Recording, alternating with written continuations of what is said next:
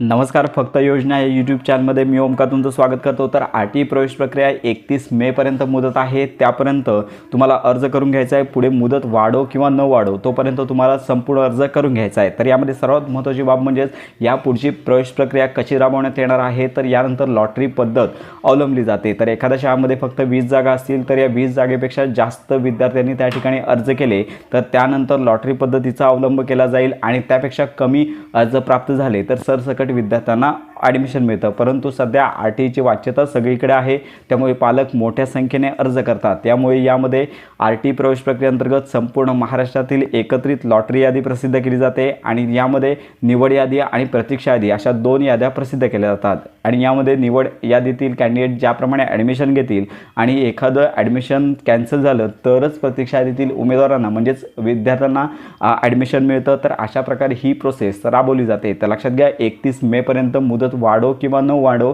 त्या अगोदर तुम्हाला ऑनलाईन अर्ज करून घ्यायचे आहेत. तर अशा प्रकारे आर-टी प्रवेश प्रक्रिया राबवण्यात येणार आहे. तर या संदर्भातल्या खात्रीशीर अपडेट्स मिळवण्याकरता आपल्या फक्त योजना या यूट्यूब चॅनलच्या कनेक्टमध्ये